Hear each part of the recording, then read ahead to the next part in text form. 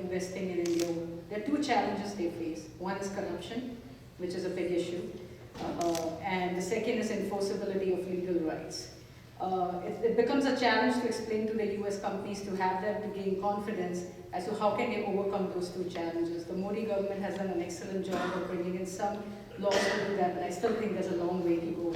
Can you say something today which will give confidence to some US companies who are here, some of our clients who are here, which they can take back home and give it to their CEOs, that corruption can be overcome in India and there is enforceability of rights there? So first, let me say there's been a lot of progress on both these two issues over the past 1 year. That having been said, I'm yet to see a country where there is no corruption. So, and I think we should all absorb that. So, but yes, I'm not saying we don't have challenges in India, but these challenges exist everywhere. In terms of enforceability, I think it is recognized that part of the challenge is that because of our own sort of constraints and issues, sometimes the judicial processes take time.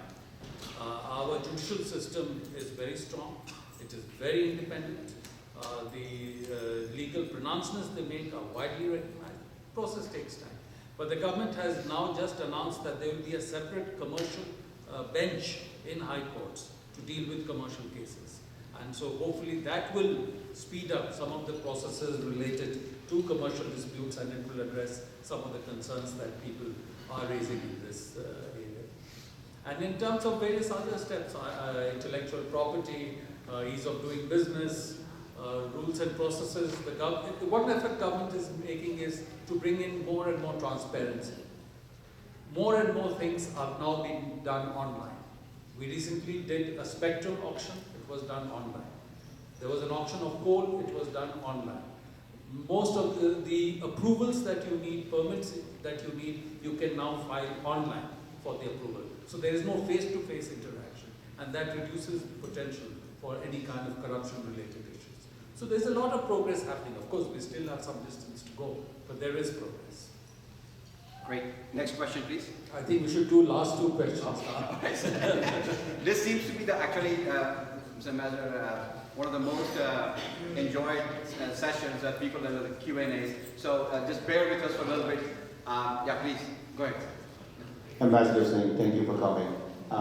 Nitin Negotia, I'm a growth partner with IBM's consulting practice, and you're right, corruption is all over the place. And I mean, not just in India, I go to other countries as well, and corruption still is there. It's a way of life, which is very hard to imagine. I have a quick question. What is the status of India's Security Council seat right now? We have heard a lot about it. Can you please tell us? So we are continuing our effort with different countries in the world, and as you know, it requires first a broad level of support, if necessary a 2/3 vote in the UN General Assembly, and eventually support of all 5 permanent members of the UN Security Council.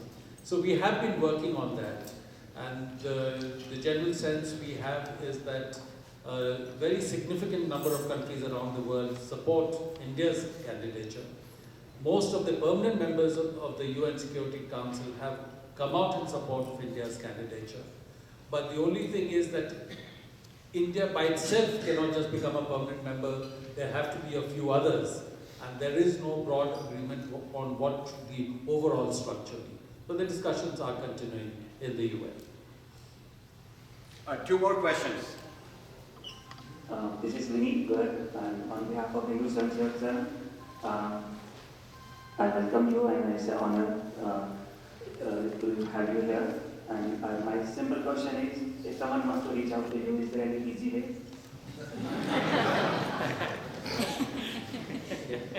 Well, no, I'm surprised that we still get the question. So, one, we have a Facebook page of the embassy. So how many of you know there's a Facebook page of the embassy? We have 55,000 followers on that. So first thing you can do is go there and post a comment, and you monitor that all the time. Second, there is a website of the embassy. How many of you know there's a website of the embassy? All our addresses are there on the website of the embassy and the email addresses. And I can tell you we monitor those emails on a regular basis. So there are several extremely easy ways of reaching out to us. And in addition, there are designated officials in the embassy who, at designated hours, are there to meet anyone who wants to meet them. So that's the basis on which we operate, of course, in Washington, and also all our consulates in different parts of the United States. So today's world, reaching out, conveying a message is the easiest thing to do. All right, one more. Mr. Ambassador, this is Shamajit Ghosh. I'm from Prayash. My question is, first thank you for visiting Columbus, Ohio, and thank you FIA for making this evening happening. My question is, what is India's take on climate change?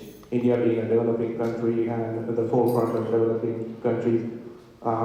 It's a fine balance between keeping the pace and as well as making a stand on the climate change. So, if you please, you comment. Well, thank you for asking that question. And this is where I need support from all of you. When the British came to India in 18th century, India's GDP was 20% of global GDP. When they left India in 1947, India's GDP was 2% of global GDP. And the reason for that was that they did not allow industry to develop in India. India completely missed out on the Industrial Revolution because the British wanted British industry to supply to the Indian consumer and use Indian raw materials. Now, as a result of that, India has not made any contribution over the centuries to global warming. We suffer from the consequences. We have to deal with the impact of global warming, but we have not contributed. And even today, our emissions are 2 tons per capita. China's emissions are 8 tons per capita. US emissions are 14 tons per capita.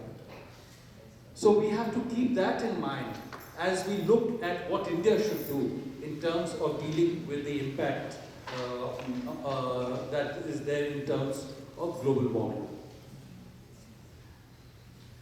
We have at one level had good rates of growth. There's been a lot of development in India. People say that we have a 300 million strong Indian middle class, which is driving technology, driving the economy, demand.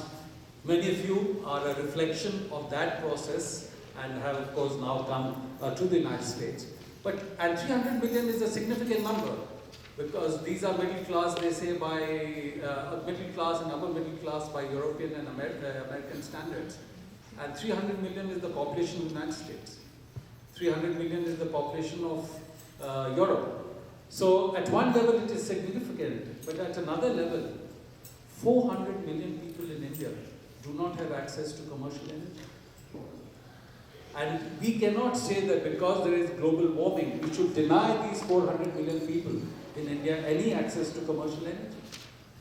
200 million people in India live below the poverty line. And we cannot say that because there is global warming, these 200 million people do not have any right to development and should continue to live below the poverty line. So our basic approach is that first we must all recognize that India has not contributed historically to global warming. Even today, our emissions per capita are well below world average, well below the levels of China, Europe, or the United States. At the same time, we need high rates of growth, 7 to 8% rate of growth to deal with the development challenges we face. We would like to do that to the maximum extent possible using renewable energy, because that will not contribute to global warming. So the government has projected that we would like to have 175 gigawatt of renewable energy, including 100 gigawatt of solar within the next 10 years or so. And today we have only 5 gigawatt of solar. There is tremendous expansion taking place in India of solar energy. The price per unit of power of solar energy is coming down significantly. Over the last 4 years, it has come down from about 17 rupees per unit of power to the latest bid by a US company, Sun Edison, was 4.6 rupees per unit of power. So you can see the price coming down. So if we are able to make solar energy more and more competitive, that will enable us to make our contribution through the use of renewable energy. So our basic approach has been that while meeting our development challenges, while recognizing that we are not really the ones who have created this problem, but still going ahead to the extent possible, we should do our growth using renewable energy, and we look to technology and financial partnerships with the rest of the world to deal with this challenge. So that's our basic approach. As I said, each one of you, you must try and spread in your own way this message, because otherwise there is very often a general sense that why is India not cutting down emissions? But we are not doing emissions, how do we cut it down? So before cutting it down, we must reach a certain level to be able to cut it down. Yet we have projected that by 2030, we will reduce the emission intensity of our GDP by about 30%. And that is something that we will certainly try to do. All right, one more last One person at the back I saw. So one there and one here. One here, okay. Please.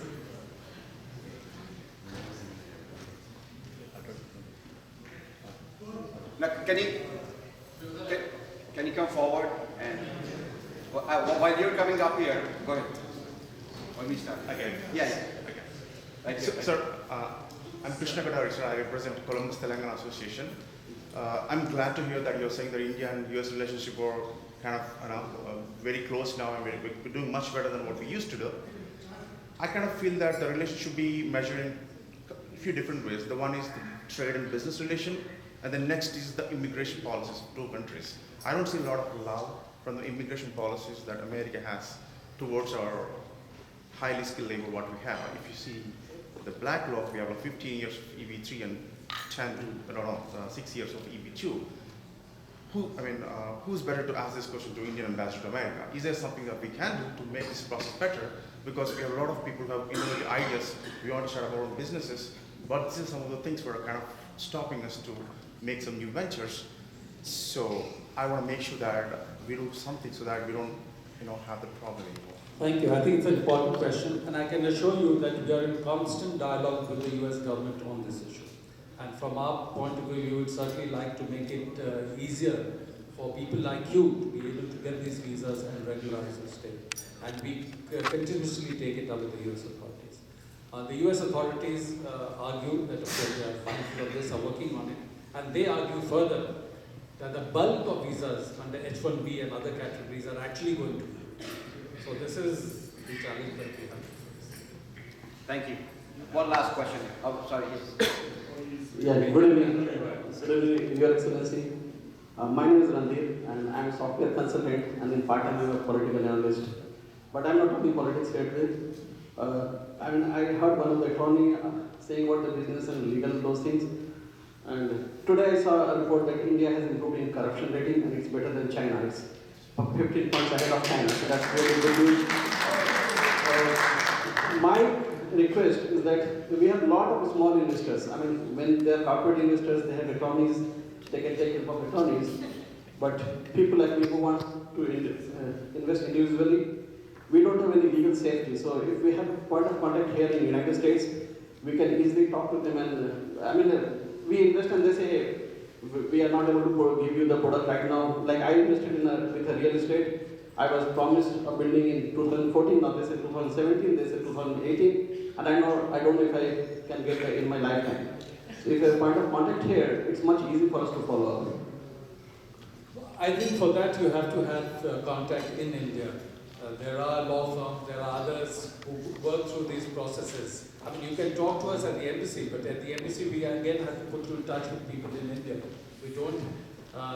The embassies, have a lot of powers of persuasion, but no power of enforcement either in India or the United States. So but certainly, the way to do it is identify an entity in India that can do this work. And there are law firms and others in India. But one point I wanted to take over from where you spoke about the ranking, etc. A few figures I wanted to mention. That a study has just come out saying that in this year, the consumer confidence in a global scale has been the highest in India, more than the United States and China. FDI flows in the first 6 months of this year have been the largest to India, more than to US and China, which is which is a major achievement. And also in terms of World Bank ease of doing business, India has moved up by several ranks. So there is a lot happening, and there are a lot of flows, business arrangements and others that have been going on, which are making an impact, and all of you should look at those opportunities. And I think there's one last question. Yeah, last question. My name is Neeraj Bhutres, and I work for a local IT company, ClearSoft. Prior to coming to the United States, I used to work for Indian Railways. I worked almost 20 years with them.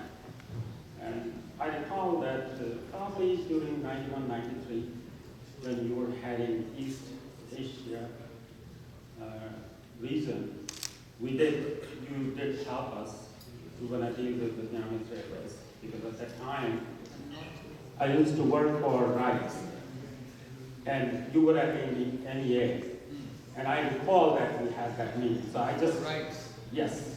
So my question is that most of the countries, other countries, they have allowed dual citizenship, and I know for sure our neighbor country, one of our neighbor country, Pakistan, they allow it. Are we thinking about that as an India? So we take our decisions in India not based on what neighbors do, but what is in our interest. And I can tell you that as of now, there is no thinking on any kind of dual citizenship because for security reasons and other factors. But we have the OCI card. And the OCI card does not give you dual citizenship, but it gives you tremendous benefits. Once